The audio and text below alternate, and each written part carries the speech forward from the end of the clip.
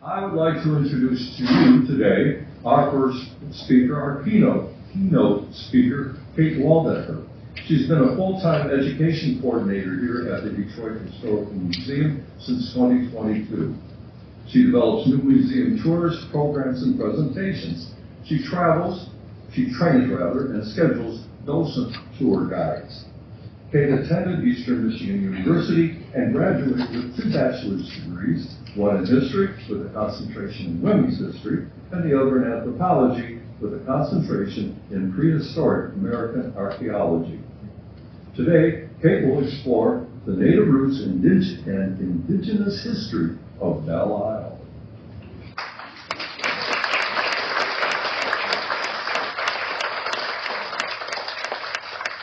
Thank you very much. As you said, my name is Cate Waldecker. I'm an employee here of the Detroit Historical Society. And this presentation started many years ago as a walking tour of Belle Isle. It was kind of out of order. It jumped around because we were really focusing on the landmarks of Belle Isle. And I thought this really needed a PowerPoint presentation with some visuals to go along with it. So I have some fun, high-quality maps for you and other great things to look at with this. Hopefully I can get the hang of this slide advancer. There we go. So we're going to start off with a land acknowledgement, which is just to say that the 3 facilities that the Detroit Historical Society operates, one of which we are at today, the Detroit Historical Museum, rests on land that has been the ancestral homeland of 4 tribes that ceded this land: the Wendat, the Ojibwe, the Odawa, and the Potawatomi. The United States occupied this land in 1793, but then used a treaty to officially cede this land in 1807. At the Detroit Historical Society, we want to affirm Indigenous sovereignty and honor everybody who has a connection to these lands and waters, and hope by that, working together by all of these people, we can promote a better future for the land and all of the people who live on it. Not used to these buttons, sorry. So another quick note before we get really into this presentation is that I'm going to be using primarily endonyms rather than exonyms on this presentation. So for example, Chippewa is an exonym, but Ojibwe is an endonym. You may have heard both of those, and one is just more correct in the language of the people that actually identify with that name. So for example, another endonym that I'm going to use that you may not be familiar with is Haudenosaunee, which is the language that the Iroquois people speak. That is what they call themselves. And the reason why I'm preferring to use endonyms in this is because I'll give you a little story to illustrate this point. When the French first started trading with the Ojibwe, there was a group that the Ojibwe did not really get along with, even further to the west. So the French asked their Ojibwe allies what they call them, and the Ojibwe say, we call them little snakes, or Nawawesi in our language, because we don't like them. We war with them sometimes. They're treacherous. You can't trust them. They're like a snake in the grass. And so the French named these people in their language the Nawawesi to give it a French and a plural at the end of it. And then that later in the English shortened to just Sioux. So if you ask somebody who is of Lakota or Dakota descent, they prefer to be called Lakota or Dakota, not Sioux, because it's not even a word in their own language. It's somebody else's language that was kind of derogatory towards them. So a lot of exonyms come from stories like this, either misunderstandings or attempts to disparage people. So as often as possible, I'm going to try to use the endonym, but when it's one that might be more unfamiliar to you, I'll also tell you the exonym. For example, Haudenosaunee and Iroquois. Keep going the wrong way with this. They're not up and down, they're side to side, which makes it a little confusing. So Belle Isle today, because this originally started as a walking tour, is a public park. The Detroit City obtained it in 1879, but it has been leased to the Michigan Department of Natural Resources since 2013. It is a state park now, larger than New York's Central Park. And it houses a lot of facilities. It's not just a public park, but it's got museums like the Dawson Great Lakes Museum, which is another facility that's operated by the Detroit Historical Society. So now we can really get into the meat of this. The area that we're in, and especially Belle Isle, which is not too far away from us, is part of the ancestral homeland of several different groups because they kind of shared this land. The main groups include the Anishinaabe. The Anishinaabe is an umbrella group that includes a lot of tribes, but specifically within the state of Michigan, the three most important and largest tribes that actually are federally recognized are the Ojibwe, the Odawa, and the Potawatomi. Those three tribes specifically together identify as the Council of the Three Fires, which is an ancient alliance that goes back at least 1,000 years of these three tribes, essentially saying because we speak very similar languages and we have similar cultures, we are going to be allied with each other in perpetuity against anybody else who seeks to threaten us. The Ojibwe, which are also known by the exonym Chippewa, are often called the older brother and the keepers of the faith within this alliance, because their role in the alliance is to keep broader history and culture preserved. The Odawa are known as the middle brother and the keepers of trade, and actually in the language, Anishinaabemowin, that they speak, Odawa is related to the verb to trade. So they were often the first point of contact with a lot of new European arrivals because they were the traders of the group. And their main purpose in this larger alliance was to keep present-day connections important. And then the Potawatomi or Potawatomi, as you may have heard, are the younger brother and keepers of the fire, and they are tasked with ensuring the future of the people. A few other groups that are in the area that are not part of the Anishinaabe, that actually in some cases speak languages that are more part of the Iroquoian group, so they're slightly more related to the Haudenosaunee, but they're not part of that Six Tribes coalition, are the Meskwaki, or the Fox, also known as Charlie said, the Reynard, which we're going to see later did not get along very well with the French.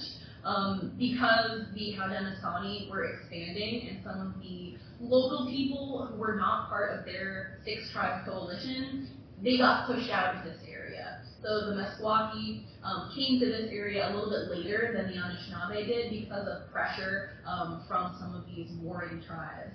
Same with the Wendat, which you might know as the Huron or the Wyandot. Wyandot, Michigan is actually named for the Wendat.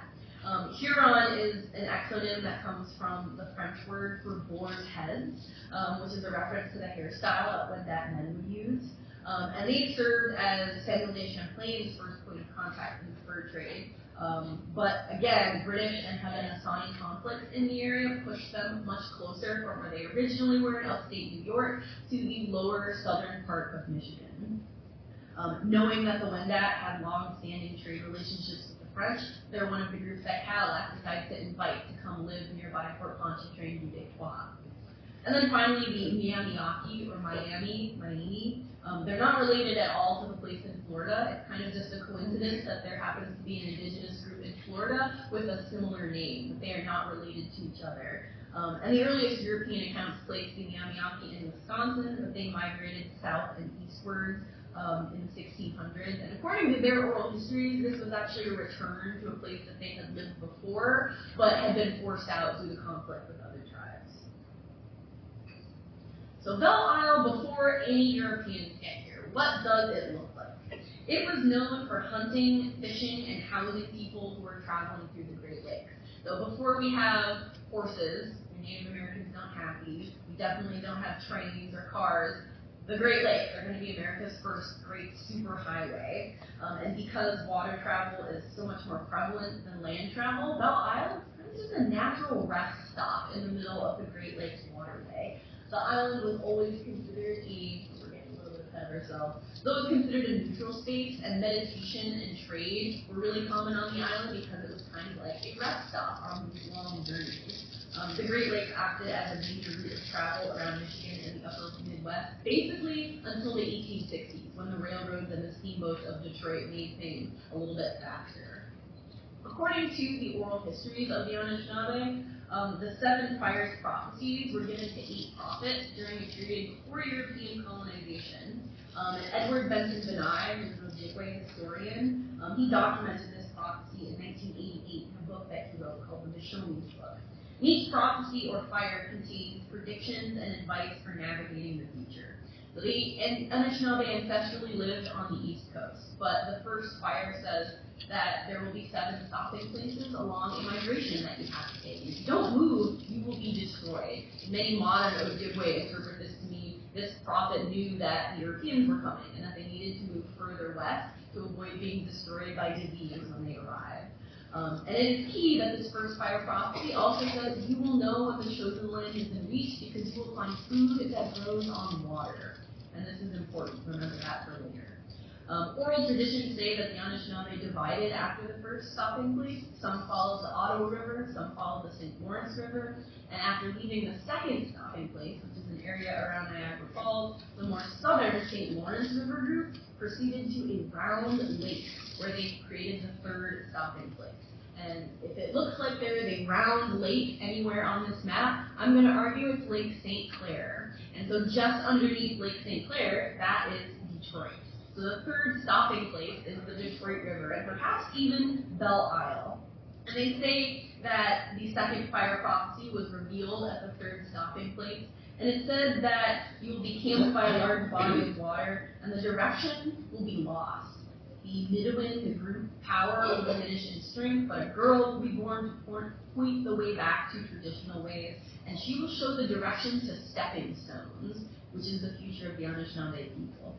And these stepping stones are the many islands that exist in the Detroit River and Lake St. Clair that go all the way up to the next stopping place, Manitoulin Island in Ontario, Canada. It is still sacred to the Anishinaabe for this reason, because Manitoulin Island, according to the Seven Fires prophecy, is considered the place where all of the lost groups of Anishinaabe, the ones who split up and went down different routes, came back together and to create this prophecy, or to create the Council of the Three Fires. So even today, 40% of the island residents of Manitoulin Island are First Nation and Canadian, and 11% of them have Ojibwe as their first language. You can almost think of Manitoulin Island as the capital of the Anishinaabe, because it is still a place of immense political and spiritual importance.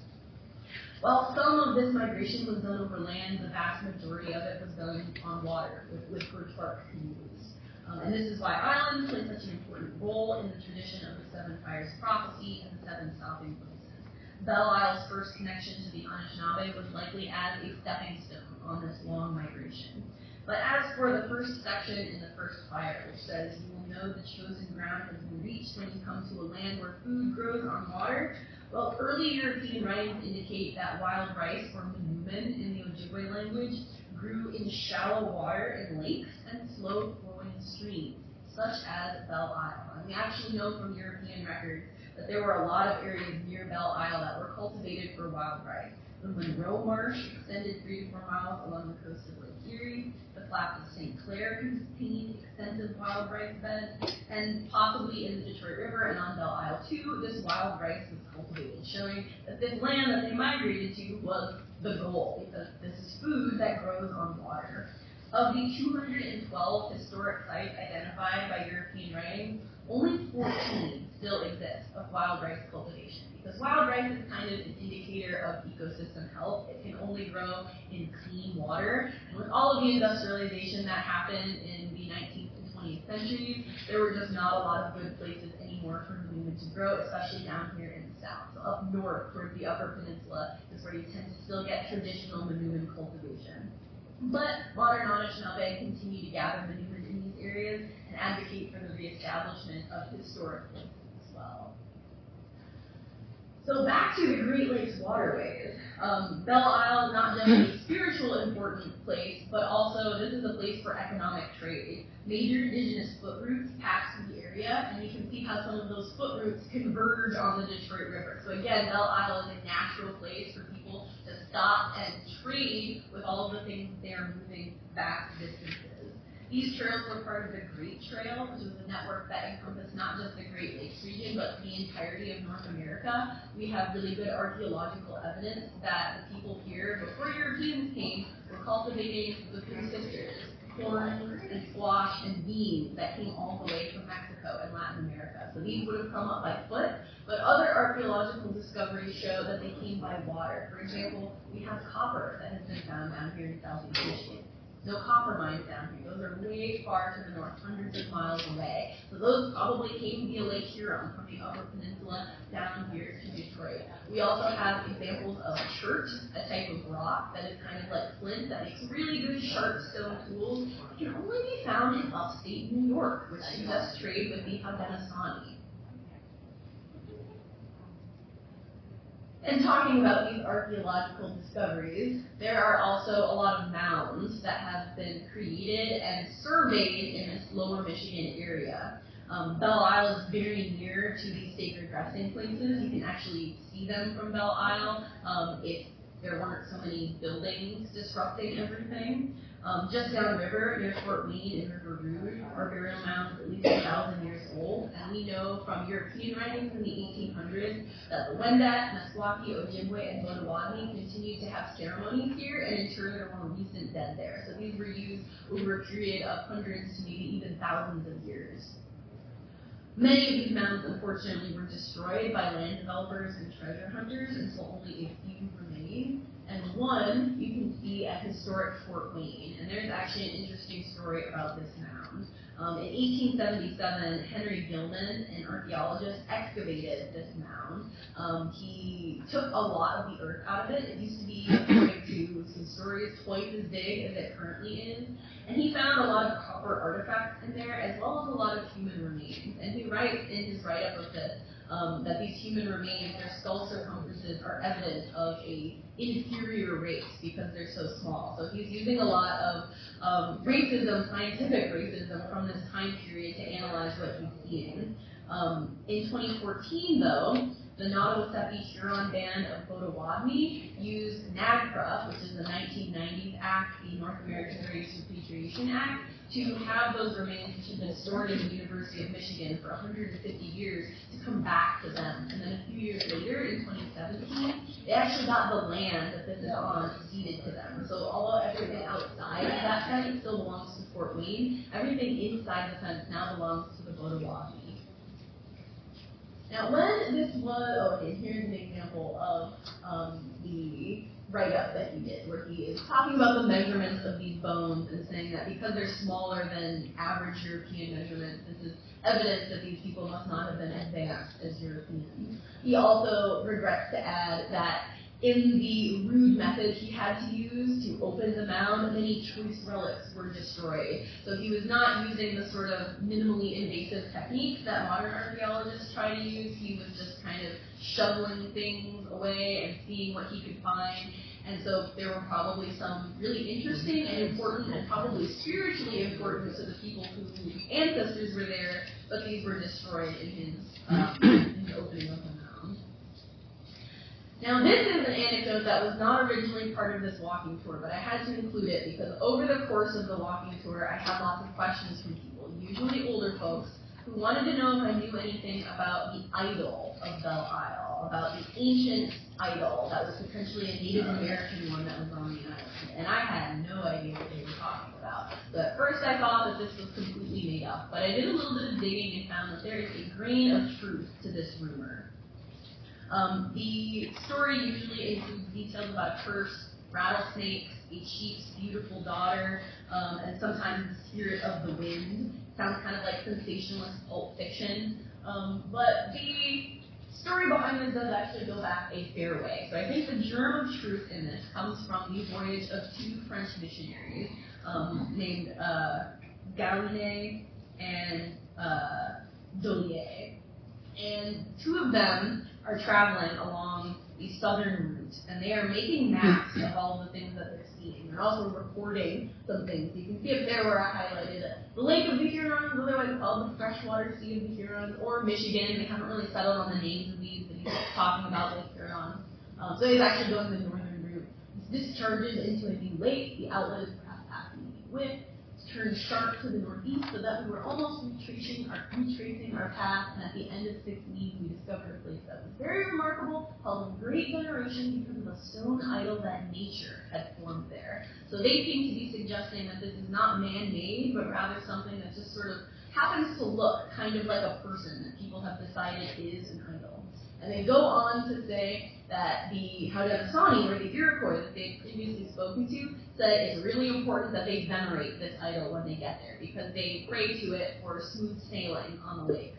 But these are good Catholic missionaries, and they also are really frustrated because they've had a bunch of difficulties along this journey, so when they finally get to the idol, they decide we're going to destroy this pagan representation. So they take it apart, they consecrate an axe to break it, Then they yoke their canoes together and carry out the biggest pieces to dump into the Detroit River.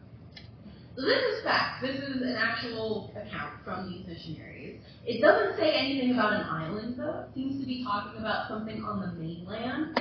But this gets sensationalized a little bit more a few hundred years later when, here's a map I can show you of, this is a 1800s facsimile of the original map that was drawn by the missionaries. They did a pretty good job for not knowing very much about land, for this being their first time and not having any satellites. They got a pretty good shape going of Lake Huron and Lake Erie and Lake Ontario and some of the rivers in between. It gets a little bit more wonky when you get to Detroit. It's kind of hard to tell exactly what we're looking at here, but I think we can see Grosse Ile and Belle Isle, and then it turns like that, and then you're in Lake St. Clair with all of those islands around there. But they have written on the mainland, very close to Belle Isle, but still some on the actual shore of the river, that here was a stone Iroquois idol that we put to pieces and threw in the water, but it was in French, and I'm not going to subject you to my poor pronunciation. A little bit later, about 200 years later, a French woman, a woman in Detroit who's American by this point, but she is descended from some old French settlers, she writes a book called Legends of Les Detroits, which is all about stories that her older family members have passed down to her. And they tell her an interesting story that sounds kind of similar to this missionary's account that involves a rude stone idol, some French missionaries who break the statue into a bunch of pieces, and then they dump it into the river. But this continues to go on. It doesn't end there. It says that the spirit of the Manitou, the Great Spirit, a deity, takes refuge on Belle Isle and turns all of these pieces of stone into rattlesnakes, which then guard Belle Isle from unwary colonizers. It's clear that she is inspired by the story of the missionaries, but she's got to add some supernatural flavoring to it, because this is a story, this is a compilation of legends, not just facts. So she's going to spin a little extra sensationalism into this. And then later on, another folklorist, this time from Philadelphia, when writing about the Great Lakes region, he includes Marie Hamlin's story, but he embellishes it even further by including a chief who has a beautiful daughter, and he imprisons her on Belle Isle. And then later on, the missionaries, they destroy the stone image, but then this time, instead of all of the fragments becoming individual rattlesnakes, they all join together like some giant transformers to become a giant snake that guards Belle Isle. So this one is even more exciting, but still based on this original story from the missionaries. As far as I could tell, the destroyed statue turned into rattlesnakes is not a part of any Anishinaabe oral tradition. This is strictly a European story. It's a detail that was invented completely by white Detroiters in the 19th century. And Skinner's preface to his story gives you, I think, a really good insight into why they added these supernatural elements to make it seem like this is a Native American legend. Skinner says that America is not old enough to have developed a legendary era in the same way that Europe has these old churches and castles and haunts of tourists. So Indigenous history does not look like European history to Charles Skinner, and he is wanting to add some of that ancient mystical lore that Europe has, because he doesn't actually know the real Indigenous lore. By this point in the late 1800s, most of the Anishinaabe who live in lower Michigan don't live there anymore. They have been forced away onto reservations. Some of them have been relocated to places like Kansas and Oklahoma. So instead of asking the original people who might know the history of this land better, he just makes it up, just like Marie Hamlin. But now we have a little tangent to go on. You may have noticed that the missionaries said that the Iroquois, or the Haudenosaunee, encouraged them to pay tribute to this idol. But we were just talking about the Anishinaabe. Now this was the homeland of the Anishinaabe, not necessarily the Haudenosaunee. So why did these missionaries call it an Iroquois idol? Well, that's going to get a little bit into something called the Beaver Wars. If you're here, you probably know a little bit about the Beaver Wars already, so I won't get too into it. But essentially, the Dutch and then later the British supplied the Haudenosaunee with firearms because in the Hudson River Valley there are a lot of beavers, and you could use firearms to hunt beavers a little bit more effectively.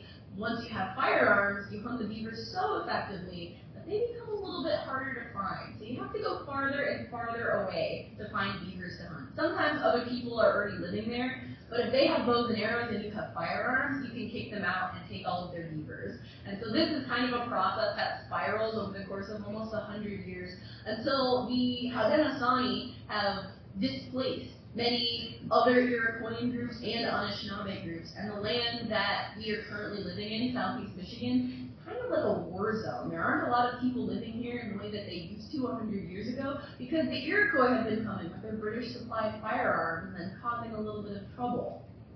And it's really notable that 1701 is both the year that the Beaver Wars end and the year that Detroit is founded. As a result of the Great Peace of Montreal, the Haudenosaunee, and then a bunch of other nations like the Miamiaki, the Mississaugas, and Nipissing were part of the Anishinaabe, the Nehina, or the Cree, and then the Odawa, Ojibwe, Potawatomi, and the Meskwaki and Sakiwaki, who are known as the Fox and Sauk. All of these tribes, among many others, I think there are 39 total nations that signed this. They all agree that they're going to stop fighting over the beavers now, and you can see the totems signed by the Indigenous chiefs alongside the signatures of the French and British involved as well. And now we can get to Detroit under French rule. We probably also know a lot about this already. To ensure regional dominance of the fur trade, Cadillac invites native tribes and bands to come move near his fort. In 1702, the Wendat, Miamiaki, and Odawa settled in Fort Pontchartrain. The next year, Ojibwe bands settle a little farther away, ahead of Lake St. Clair. Later, around 1710, the Meskwaki arrived from Wisconsin, and in 1712, the Potawatomi arrived. Now, the Anishinaabe and Wendat peoples had historically not gotten along very well with the Meskwaki. So this is what's going to lead to the Fox Wars, 2 rounds of Fox Wars. Cadillac did this on purpose. He wanted to invite tribes that had rivalries with each other because he thought encouraging competition between them would make him a little bit richer. So if you have multiple people who are trying to get the contracts with you, you can play them off of each other, especially if they already don't like each other. So this was all part of Cadillac's grand plan to get dominance of the fur trade and also just get rich himself, because who doesn't want to get rich if you have the opportunity to. But this leads to fierce conflict between the French colonizers, the Wendat and the Anishinaabe, and then finally the Meskwaki. The Fox Wars, which I'll get to in just a second after I show you these wonderful maps. So you can see some maps from this time period. This very early one from 1702 is, according to legend, drawn by Cadillac himself, although I'm not sure if he actually did. You can see a village of Huron, a village of Potawatomi, a village of Ottawa over here. There's a little bit harder to read over there, but they have Ottawa at the top, Huron on the bottom, and then Loup, or wolves, in the middle. And this is a little bit harder to figure out which tribe that actually is, because the French called several different tribes wolves in their language. I'm not sure why. It could potentially have to do with their hairstyle in the same way that Hurons did, but that I don't know for sure. And one more. Here you can actually see some lines showing that these are fields that the Hurons, or the Wendat, sold to the French. So areas that have been ceded with some official deal going on. Now the Fox Wars, we call them the Fox Wars. The French call them the Fox. Meskwaki is more accurate in their own language. This is a series of conflicts from 1712 to 1733, and it starts in 1712 when the Anishinaabe and the Wendat are away on a multi-day hunting trip. The Meskwaki decide to attack the fort of Detroit to try to resist French control, because they don't like how they have been disfavored. The Anishinaabe are really getting priority treatment, and the Meskwaki don't like this. So they attack the fort to either get the French to favor them more or kick them out, whichever can be done. And according to some accounts, the Meskwaki encamped on Belle Isle as part of this attack to try to coordinate from all possible angles. But the returning Ojibwe and Wendat bands actually come back just in time to lift the siege, and they fight off the Meskwaki and eventually massacre a bunch of the people who are Meskwaki, leaving those survivors to go back further across Lake Michigan and live in what is now Wisconsin. These historical feuds with New France encouraged many Meskwaki and Sauk talkie-walkie, to start developing close ties with the British rather than the French, and that will come back into play in the War of 1812. But before we can get to the War of 1812, we've got to talk about the Big War, which has all of these different names. In Europe, it's the 7 Years' War. Here in the Great Lakes region, it is the French and Indian War, and specifically here in Detroit, it was part of Pontiac's War.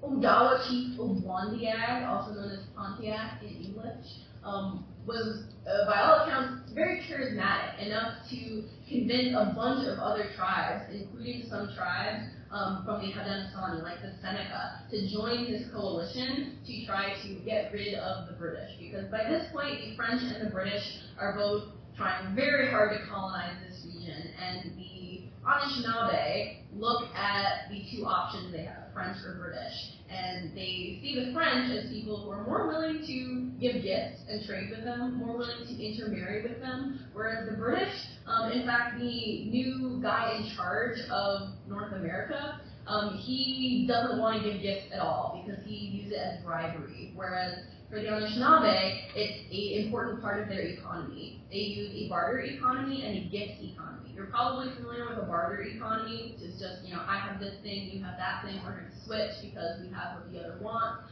A gift economy is kind of like that, but it requires a lot more trust. It's saying, I'm going to give you this thing that I have, and I expect that at some point in return, later on, you're going to give me something. So there's a lot more personal connection involved. You have to actually trust that the person is going to follow up later with this gift. And the French kind of understood this tradition. The British did not. They viewed it as trying to bribe a conquered people into doing their bidding, when the British felt like instead they should just, shut up and do what they were told. So if you look at these two perspectives, the Anishinaabe are definitely going to pick the French over the British. So when the French and the British start fighting, Pontiac gets a whole bunch of not just Anishinaabe, but also Haudenosaunee people to ally with him and the French to try to take the British out. Fun fact about Pontiac, no representation of him from his life exists. This painting by John McStanley was painted many years after his death, but the museum that you are currently in holds the original painting. This is the most famous depiction of him. You can see it on Wikipedia when you look up Pontiac, but the original is on display in our Origins exhibit, so please go check that out before you leave today. This was a large-scale, organized resistance to European land theft and oppression from the perspective of Pontiac's coalition. Because the British were intending to kick the French out of all of their colonies, they believed it wasn't necessary to compete with the French anymore. So they got rid of those gift-giving practices that I mentioned. But the Pontiac's forces aimed to remove British colonization and return the land to native control if possible, but if not, French control was at least better than British control. He laid siege to the port of Detroit for 153 days, about 5 months. And one of the first acts of this battle was going to Belle Isle and killing the British garrison and all of the cattle that were on Belle Isle at this time. Pontiac's forces in Detroit included about 900 warriors from at least 6 different tribes. And a few days into the siege, about 250 British soldiers left the fort to attack Pontiac's encampment, but they were defeated at the Battle of Bloody Run, or Parents Creek. And that is now part of Elmwood Cemetery. There's a historical marker there where you can go and visit the site of this battle. Casualties for the British, though, were actually comparatively light. 20 died and 41 were wounded. So when they retreated to the fort, they were able to continue to hold it until they got reinforcements. This was one of the only forts in the Great Lakes region that Pontiac's coalition did not successfully capture.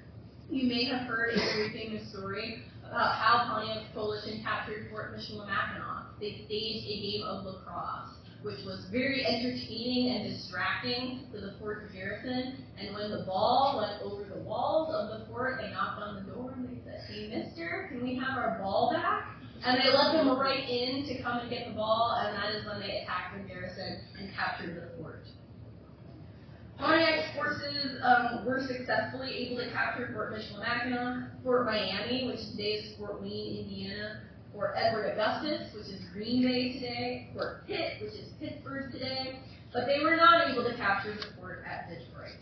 So when the French and the British reached a peace agreement, Pontiac eventually also signed a peace treaty with the British. Detroit was also the only fort in the Northwest that wasn't destroyed completely during this conflict. But as a result of this, the British now become the undisputed overlords of Detroit.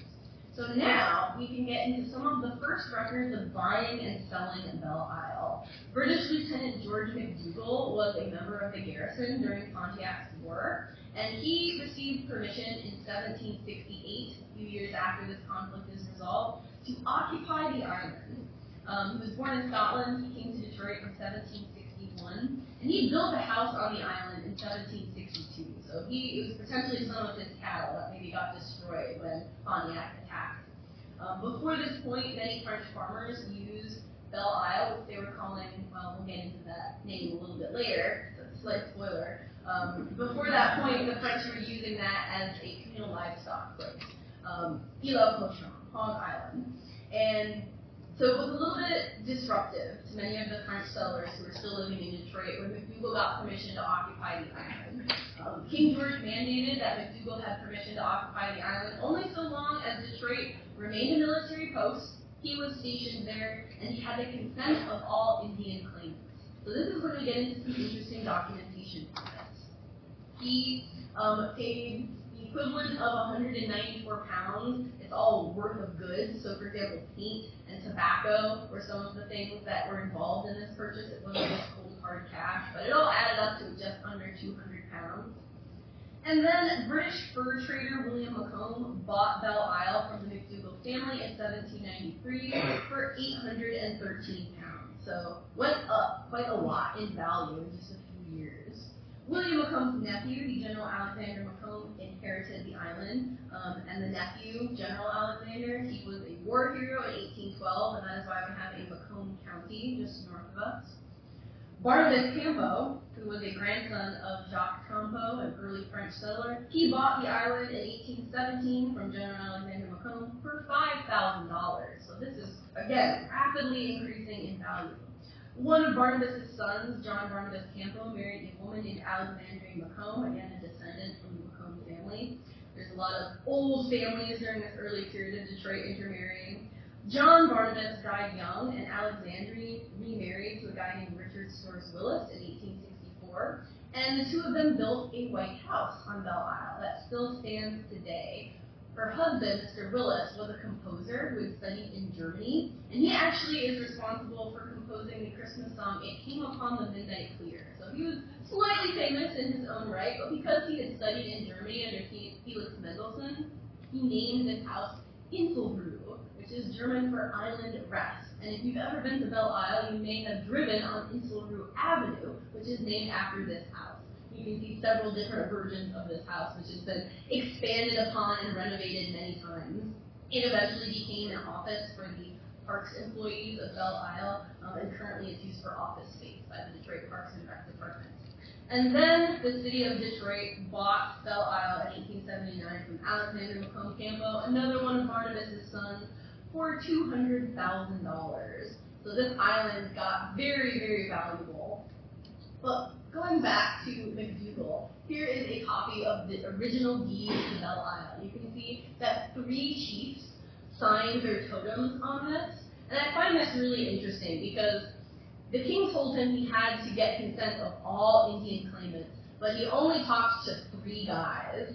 So I think that gives you a slight idea as to why many modern indigenous people feel like their land was stolen, that not everybody was consulted for some of these decisions. It would kind of be like if you went to your grocery store one week to go shopping, there's a bunch of police out there, and they say, sorry, you can't come in today. And you're like, why? I come here all the time to go grocery shopping. And they say, yeah, well, yesterday your neighbor sold the grocery store. It doesn't belong to you anymore. And you're like, but I didn't think it belongs to my neighbor either. We were all using this grocery store. And that is how the indigenous people viewed the land. They didn't think it was possible for a person or people to own land. So in many cases, these signatures are made without full understanding. They're saying, we're giving you permission to use this land the same way we use the land, but they're not expecting that they're going to get completely kicked off of this land as private property, because private property is not a concept that exists to them just yet. McDougall called a council of local Odawa and Ojibwe chiefs, 2 Odawa, 1 Ojibwe, and the following valued at 194 pounds were 8 barrels of rum, 3 rolls of tobacco, 3 pounds of vermilion, which is a bright red pigment, and 3 pounds of paint. And then a wampum belt was also created by some French women living in Detroit to commemorate the occasion. And both the deed and the belt are on display at the Burton Historical Collection at the Detroit Public Library. It is estimated that it took about 150 hours or 6.5 days of skilled labor to create the wampum belt. I can't tell for sure, but I like to think that the pattern on that belt is representing the shape of Belle Isle. It kind of looks a little bit like the island shape. Ironically, Detroit's French colonizers strongly objected to McDougall buying this land because they had previously enjoyed Belle Isle as common land. Some Detroiters, like Jacques Campo, Jean-Baptiste Chapotin, Eustache Gamelin, and Pierre Riom, sent a letter to Captain George Turnbull requesting that he recognize their rights to continue using the island under French law. Turnbull refused, so they sent additional letters to General Thomas Gage, Governor Guy Carleton, and the Gentlemen of Trade in Montreal, demanding that they honor the use of Belle Isle as a common, but it was all ineffective. And I always include this because it is kind of like turnabout is fair play for the French, because the French basically did exactly what the British did to them, to the Anishinaabe, but now that the British are doing it to them, they are really upset about this. They are complaining about it, not potentially realizing that they did the exact same thing just a few years earlier. But now I can talk a little bit about names of Belle Isle, because there are a lot. You've already heard Ile au Cochon, which is what the French were calling it. McDougall's deed did not say Belle Isle anywhere on it. It's listed as Ile au Cochon. But the original name for Belle Isle in Anishinaabe is Wanabisi, which is Swan Island, because the island, even today, is a pretty popular spot for migratory birds. Although if you go to Belle Isle today and you see a swan, you are 99% likely to have seen a mute swan rather than a trumpeter swan. Trumpeter swans are native to Michigan. They're a little bit smaller. They have black bills rather than the orange knobs on them. And of course, they trumpet instead of being mute. But these mute swans are a lot larger. They're more aggressive. So when they were brought over from Germany in the 1800s, they outcompeted the trumpeter swans. And you will be very lucky if you see a trumpeter swan in Michigan today, because they're rather hard to find. The Ile au Cochon is what the French farmers called it. The water of the river makes sort of a natural fence. You can keep your animals on the island, and you can keep wolves and coyotes off of the island. Although the indigenous people in Detroit outnumbered the French greatly, the French were using this as their own livestock, sort of communal land. And for a few decades into the 1700s, they were still recognizing the island as Ojibwe and Odawa territory, but also using it at the same time. By using the islands to farm pigs, it rapidly changed the ecosystem of the island. Pigs are not only a carrier of zoonotic diseases, which can make them unhealthy to live nearby. They don't have resistance to these diseases like the Anishinaabe did, but they also will eat just about anything. And because they will root around in the soil, they take out a lot of macronutrients like ammonia and magnesium, which are essential to plant growth. So manoomin, the wild rice, if it ever was on Belle Isle, the arrival of the pigs destroyed that ability. In addition, other gathering and hunting on the island was pretty disrupted by the pigs, because pigs will also eat animals as well. And we're going to get into that in just a second too, because Rattlesnake Island is a name that has occasionally been given to Belle Isle during the early accounts from French and British settlers to Detroit, and that is because Mississauga rattlesnakes, which are the only rattlesnake that we have in Michigan, they are also our only venomous snake, but they don't really bite big things like us, so I wouldn't worry too badly. The 18th century British colonists reported that there were Mississauga rattlesnakes on this island, which give you a little bit of more truth, a little grain of truth behind that legend of the rattlesnakes protecting Belle Isle that Marie Hamlin and Charles Skinner mentioned. Poison control centers in Michigan report about 16 Mississauga bites every summer, but no deaths have ever been reported. So there's not a whole lot to worry about them. The closest relatives, the western and desert Mississaugas, live in dry climates, but the eastern Mississauga requires wetland, which is why Belle Isle, low and surrounded by the Detroit River, was a perfect habitat for them. But there aren't any anymore. No Mississaugas have been reported since the 1870s because pigs ate all of the rattlesnakes. Their hides are too thick for them to be pierced, And pigs, I'm not kidding, will really eat anything. It is a sort of, well, not well-kept secret that if you need to get rid of a body, put it in a pig pen, because they will eat all of it. Now, Belle Isle, as its name, comes in the 1840s. Picnicking Detroiters at a 4th of July celebration in 1845 decided to rename the island in honor of Isabella Cass, the daughter of the infamous Lewis Cass. He was a Michigan senator at the time, but over the course of his career, he wore a lot of different hats. He was in the Ohio House of Representatives. He was a veteran of the War of 1812. He was territorial governor of Michigan. He was instrumental in implementing land cession treaties with the Anishinaabe. He led an unsuccessful expedition to find the source of the Mississippi. He was elected to represent Michigan in the Senate twice. He was appointed Secretary of War by Andrew Jackson, specifically because Andrew Jackson admired the way that Cass had relocated indigenous people. Andrew Jackson hired him to orchestrate the Trail of Tears, a much larger, more infamous evacuation or relocation. He also was appointed Secretary of State by President Buchanan, and he unsuccessfully ran for president 3 times. He also owned at least one slave while living in Detroit, so he really is an infamous Detroit character. His daughter was an early American heiress who made the decision to marry a European noble for their title. She married a Dutch baron and lived the rest of her life in Italy as a baroness. A more modern legend says that Belle Isle received its name earlier. I read one unfounded internet claim that there was a physician named the Count of Belle Isle with Cadillac, and that's why they named it Belle Isle after him, but I could not find any substantiating evidence for this. So I mentioned that Lewis Cass owned at least one person while living in Detroit, and slavery in Detroit is an important connection to the indigenous history of Detroit, because the French and the British, and even some Americans, enslaved indigenous people as well as people of African descent. Under the laws of New France and under the laws of the British, slavery was legal, and records going all the way back to 1702 show us that most of the people who were enslaved in Detroit in the 18th century were indigenous. Leading residents of Detroit, such as the Campo, Beaubien, de Tonty, and Duville families, purchased enslaved indigenous people from indigenous traders who also practiced slavery. Native populations would often capture and enslave victims of war before the Europeans came, but this practice acquired sort of new institutional meaning when the Europeans came.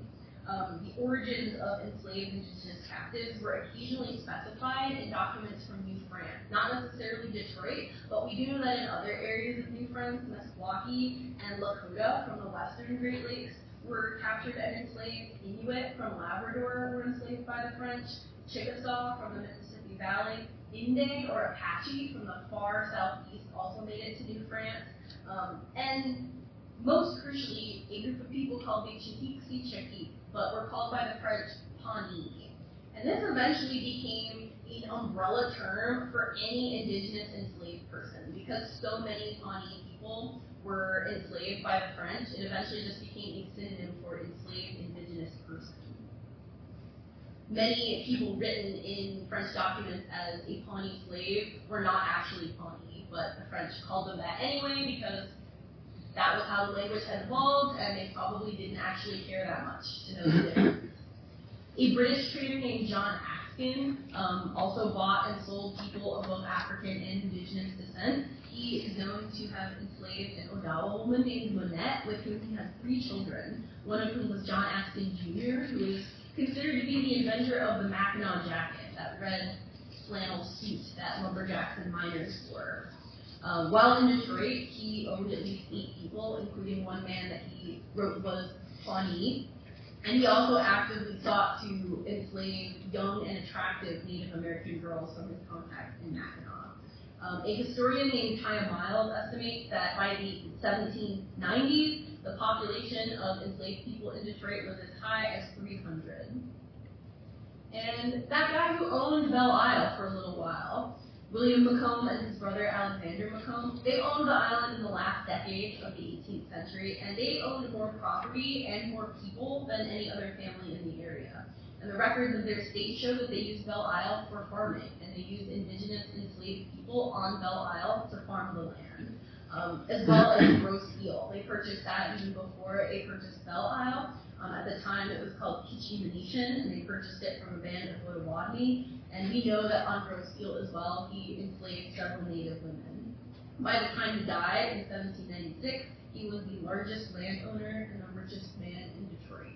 And we have his will because his heirs were very concerned with making sure his property was divided up equally. So they actually made a list of all of the people that he owned and how much they were worth. So compared to some of the other bits of property that he had, like oxen, which were valued at 24 New York pounds, cows, 4 of which were 40 pounds, a stovepipe was 25 pounds. The people that he enslaved were worth a lot more, which gives you an idea of just how wealthy he had to be to do this. Charlotte is a package deal with 2 of her children valued at 100 New York pounds. And I mentioned her because she also was in charge of roast eel. She was the person who essentially managed all of the other enslaved people who were doing the farming on roast eel, but despite having this position of authority and trust, she was still reduced to property in his will when he died. And if you were wondering if Americans practiced slavery in Detroit, wonder no more, they did. This precedent is set by Augustus Woodward, who was a judge in Detroit. He was also a city planner, which is why we have a Woodward Avenue named after him. But he was called in 1807 to judge a case in which a man named Peter Dennison had been freed several years earlier by his owner, a man named William Tucker. And William Tucker had died. He left in his will saying, I want Peter Dennison to be free, but I want Peter Dennison's children, including his daughter Lizette, to be inherited by my wife, Catherine Tucker. So Peter Dennison sues for his children's freedom because Detroit is now part of the Northwest Territories, which are not technically supposed to have slavery in them. But there's also no enforcement method in the Northwest Territories to actually stop slavery if it's already being practiced. So if you already own slaves, it's really hard for anybody to take them away from you. But Peter Dennison knows that it is technically against the law, so he sues. And Augustus Woodward, who himself owned slaves, decides in this that anybody who was born before the British gave Detroit to the Americans has to remain enslaved for the rest of their lives because it was legal to enslave them under British law. And that includes Lizette. She was born before this Northwest Territories Act and before America took over Detroit. So she is supposed to remain enslaved for the rest of her life. Instead, her dad takes her and her siblings across the river to Canada, where they become free citizens. Lizette actually comes back and has a very prosperous career in Detroit later in her life. But that's a little bit beyond the scope of this presentation. I have another presentation about her and 9 other women from Detroit. Since this decision, less than a month later, Woodward would also rule on another slavery case that would impact the Dennison family. He decides that a Canadian master whose Indigenous slave escaped to Detroit can't have him back because he crossed an international border, and we don't have any kind of treaty with the British saying that we're going to return escaped property. So this is what allows the Detroit River to become that border to freedom later on the Underground Railroad. The 1810 census, so we are solidly now in American Detroit, showed 17 enslaved individuals still in Detroit, and in 1818 they were still being taxed as property. Detroit historian George Catlin, in his history book in the 1800s, reported that one of the last slaves in Detroit was an aged Pawnee servant belonging to Judge Woodward, who, quote, enjoyed full liberty for several years before his death. He also mentioned that as late as 1830, John R. Williams owned a husky African slave named Hector, who actually worked at John R. Williams' newspaper, the Detroit Free Press. Ironic, right? Free press had an enslaved worker. So the beginning of the 1800s also begins a long century of native removal in Michigan and in the rest of the United States. In 1807, leaders from Ojibwe, Odawa, Potawatomi, and Wendat nations signed a treaty under duress with Territorial Governor William Hall, and they seized millions of acres in what would become southeast Michigan, Detroit, northwestern Highway, and all of the waterways surrounding them. In exchange, they were promised goods worth $10,000, the retention of hunting and fishing rights in ceded areas, and reservations of land in the ceded areas. We don't get any of these promises upheld. The math for that works out to about 2 cents per acre, equivalent to about 52 cents per acre if you adjust it for inflation in 2023. So maybe add a couple more cents to that for 2026. Today, the average price of Michigan farmland is about $5,800. One of the judges who presided over the signing of this was George McDougall, who was the son of the man who once owned Hog Island. And in this treaty, they mentioned there are a couple clauses that are particularly relevant. One of them says that any reservations in this area are to be located in such a manner and in such situations as to not interfere with any improvements of the French or any other white people or any other former sessions. This is why, if we go back, you can see that Detroit Treaty section, the red area, there are no reservations today in that land. There were in 1807, but that clause in the treaty said that if they were going to interfere with white settlers, they could just remove that reservation and take it away. They also say that the said nations of Indians acknowledge themselves to be under the protection of the United States and no other power, and will prove their conduct by their conduct that they are worthy of so great a blessing. So they are also not supposed to sympathize at all with the British anymore, and they are supposed to properly submit themselves to the United States as a conquered people. But this is going to get shaken up a little bit because there's another war coming up. In 1812, the War of 1812 happens, and part of the combatants in here are members of the Shamanaki, an Algonquin-speaking people, so they have a similar language to the Anishinaabe, but they're not as close to the rest of the Anishinaabe. And Tecumseh, or Tecumseh is how modern Americans pronounce him, and his brother, Tenskwatawa, created a multi-tribe coalition all the way back in 1805. And their goal was to push back against European and American influence. They believed that by rejecting all of the new things that they had brought, they would be able to return to a simpler way of life, and hopefully ensure that they would not be bothered anymore by these new settlers. His coalition included the Ojibwe and the Potawatomi of Michigan, among many others. And in 1808, they established a community called Prophetstown, with a huge village with many different tribes living in it. And this really threatened American colonial interests. The United States government thought that they were preparing for a war. So William Henry Harrison, before he becomes president, when he's just a soldier, he destroys the battle, in Battle of Tippecanoe, he destroys Prophetstown. And this leads many of the people who have sided with Tecumseh to support the British when the War of 1812 happens. As British forces advanced on the Great Lakes during the War of 1812, Territorial Governor William Hall prepared defenses on Belle Isle. He was not supposed to surrender the city, but he did because of a trick that Tecumseh and Isaac Brock play on him. Isaac Brock plays the good cop, and Tecumseh plays the bad cop. Tecumseh takes all of his warriors, and they're in full regalia, they're probably making a lot of noise, and they march out of the woods, so they're in view of Fort Detroit, and then they go back into the woods. And then they come back out of the woods and get in line again, and they keep going. So it looks like there's a line of them that features many more than they actually have. So it's just like a revolving circle of people, but they're trying to make it look like they have a lot more people. And then Isaac Brock meets with William Hall. And Isaac Brock tells William Hall that if he surrenders right now, Isaac Brock will ensure that the wife and children of Hall don't come to any harm. That he's a good English gentleman, he's going to conduct himself with the proper rules of war, but if he doesn't surrender right now, he's going to let Tecumseh attack the city. And he kind of plays upon these fears that a lot of white Americans have, that they're going to be tortured and killed by these perceived savages, and William Hall immediately surrenders to Isaac Brock. He is later charged with desertion for this. He's sentenced to execution, but he gets a reprieve at the last minute because he was a soldier in the American Revolution. So for his previous service, he gets a pardon. Detroit was recaptured by American forces in 1813 at the Battle of the Thames, with Oliver Hazard is literally his middle name, Perry. And Tecumseh dies also at the Battle of the Thames. At the war's end, many of the native nations that fought alongside the British were either forcibly removed to Kansas and Oklahoma, or they went to Canada to live with the British. In the 1830s, the United States officially combined the Meskwaki and Talkie-Walkie into the Sauk and Fox Confederacy and forcibly removed many of them to Kansas.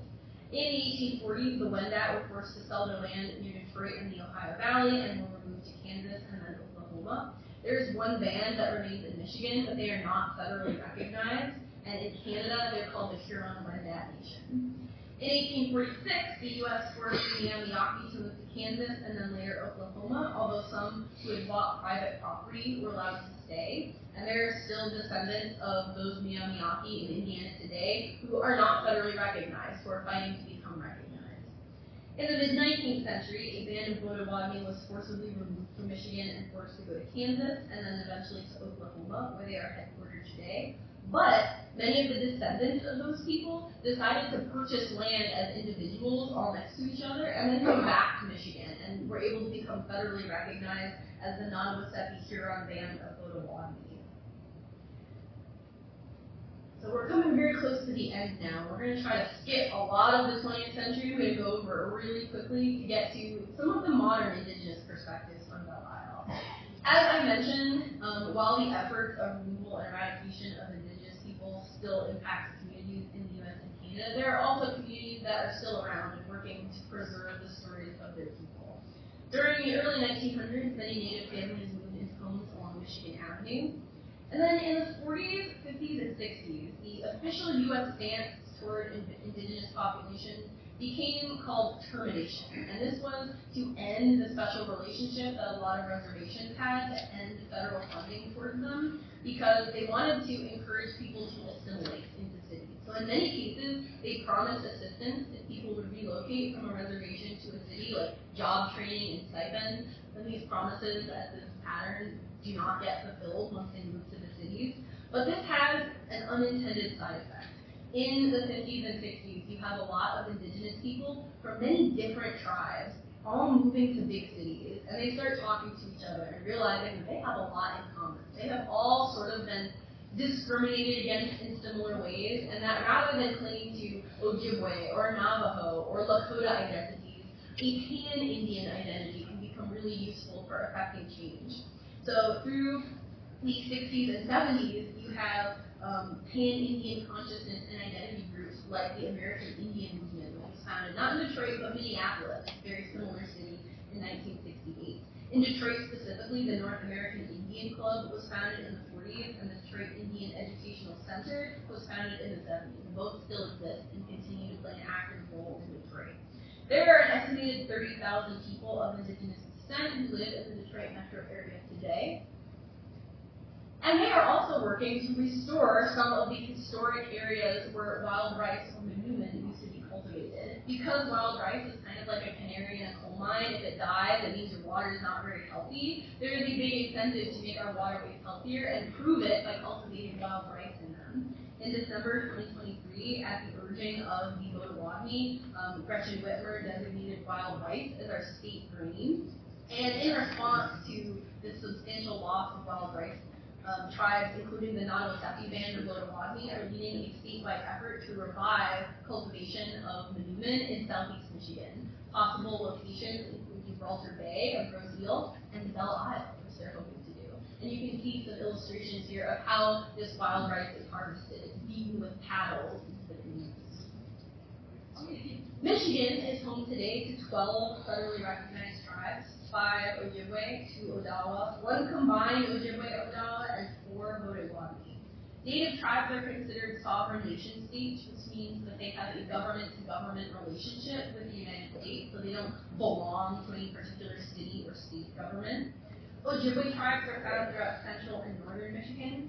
The closest is the federally recognized Saginaw-Chippewa Indian tribe, which is about 2 hours away in Mount Pleasant. They have a museum there called the Ziegling Center, which is all about their people's history. Very interesting if you get a chance to go up there.